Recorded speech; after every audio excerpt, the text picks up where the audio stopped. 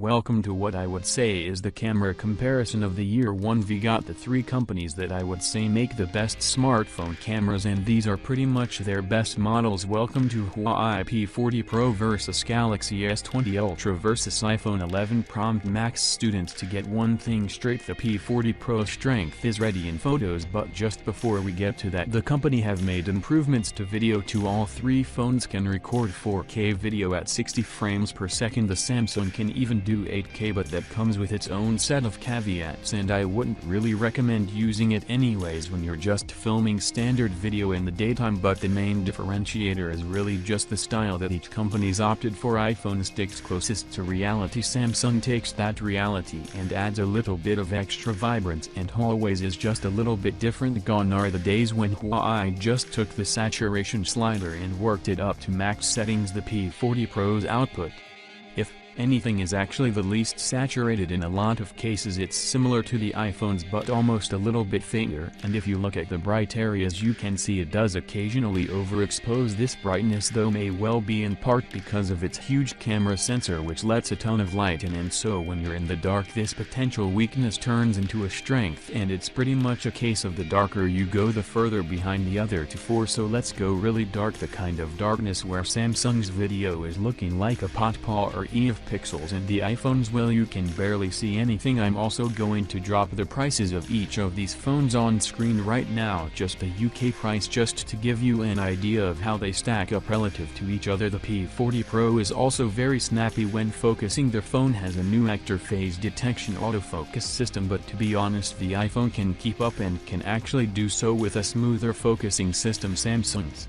phone has improved since launch, but I mean it's not great, and here's some selfie video. It's kind of amazing. We've got smartphone for here that can take phenomenal video on their front cameras, and what are the first things you might be able to tell is that always dialed up the audio quality on their phones, and their eye noise reduction is now fantastic also. And this of things that always improved, you've got the fact that the company has really pushed the quality of its zoom and its ultralight, which you can see here, but they've both come in slight caveats. For example, Huawei was using an ultra-wide camera built specifically to take cinematic video, then so the output looks great and really consistent with its main camera. Compare that to Samsung, where the quality falls and the phone kind of punches up the contrast to try and compensate. The trade-off for Huawei is that this ultra-wide isn't really ultra-wide. Okay, the zoom cameras add an even more interesting layer of complexity to this, because before we and Samsung are fantastic, this right here is at 6 times magnification, and if you take a look at the ducks here you can see that Huawei's even edges out Samsung's space zoom more. If you one of those people, you could just screw it and zoom in 15 times, and it's cool that you can do that and still get, well, I wouldn't call it sharp video, but a serviceable video. The iPhone keeps it together but is noticeably less crisp than the other two. But here's the twist: you could argue that for most of the time you zoom you'll probably be zooming 2 to 4 times, and in those cases you'll actually get better quality from the iPhone. With the other two are not quite magnified enough to activate their telephoto cameras, so at this stage they're forced to just using digital zoom with their main cameras, and it's not pretty. Now almost every clip you've seen so far was actually taken handheld, so you don't need telling. The stabilization is a plus on all three of these phones, but what if you stopped moving? Well, if you're filming at 4K resolution, a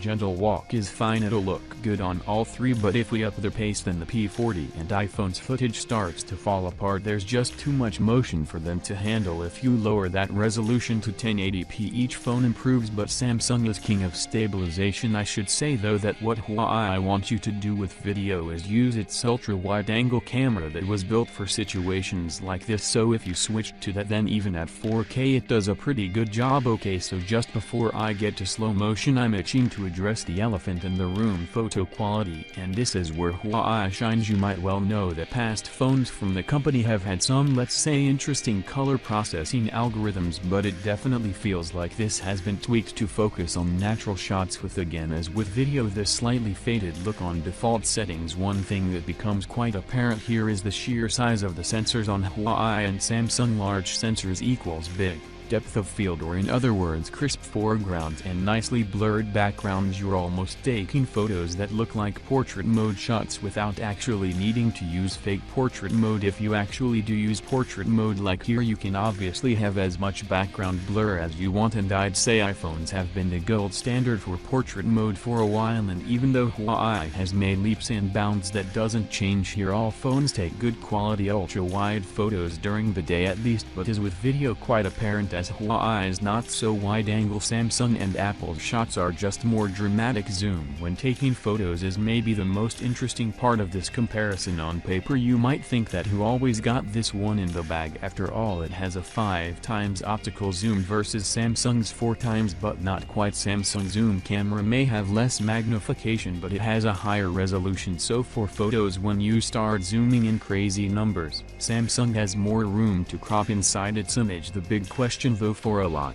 of people is which one captures more detail. The Huawei has a 50 megapixel main camera, Samsung has a 108 megapixel one, and Apple 12. So if you take a max resolution shot on each and crop all the way, and the result is about what it sounds like on paper. But here's the thing, almost all the time you won't be capturing max resolution photos. They take time to process, they suck up a ton of your storage, and they have less dynamic range. So by default all phones are set to a much lower resolution, 12.5 megapixel on Huawei and 12 for the other two. So in terms of general photo detail there really isn't that much in it. But wait, there's another twist. A lot of the photos I take, and I'm sure are the ones that you take, they're not in ideal lighting conditions, and as soon as you start moving away from daylight, hallway steamrolls. If we crop into this shot here, there's an immediate difference in how much information is being captured. If we go darker, that trend is somewhat exaggerated again. This is not using the night mode on the phones, just auto. The only thing I would say about Huawei is that it sometimes can slightly overcompensate on cool tones when shooting in low light. What about night mode then? So each of these phones comes with a night mode that lets you hold them steady for a few seconds and capture more information. And to give you an idea, this is that same photo taken using night mode on all three. Back to normal and night modes, you can probably tell the iPhone sees the biggest immediate gain from this piece of software and will always barely change.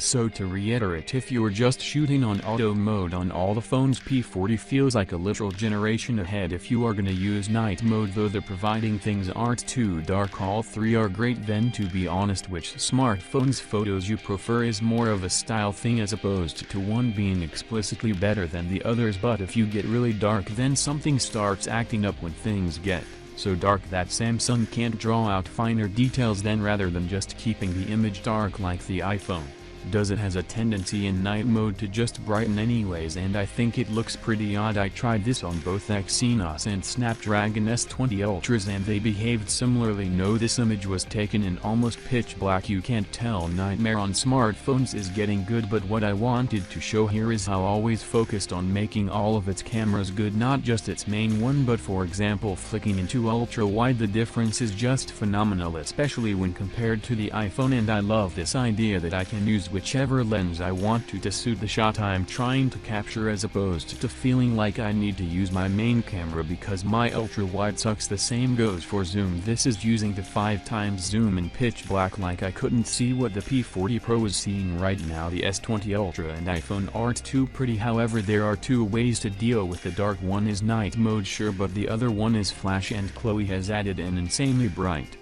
flash module onto its phone. Of course bright is good, but if it's too bright and the software doesn't deal with it accordingly, you end up with photos like these. The camera tends to severely underexpose to try and compensate for the extra brightness. The detail is still there. If you manually brighten it, it looks good, but no matter how hard I tried to take this photo, it would always come out dark on Huawei. Alright, let's slow things down for a minute. Literally all three phones can take slow motion footage to varying degrees. You've got continuous slow motion up to 240 frames per second, and I think on balance the iPhone takes the nicest looking slow motion footage, but the other two can do something that the iPhone can't: shoot bursts of super slow motion footage. And you're only telling that the P40 Pro has inherited the frankly nuts super slow motion from the May 230 Pro last year. It's so slow it is unreal. You could almost say it's borderline boring to watch, but with this kind of frame rate your entire perspective on the world is different. Apple and Samsung also also lets you take slow motion on your front cameras. It's cool to have. I guess I've not used it once outside of a testing environment, but that brings me to the front cameras generally, and it's never been a closer battle when it comes to selfies. Huawei edges out on detail, but for most people I don't think that's a biggie for front-facing photos, and they've all got an awesome selfie portrait mode.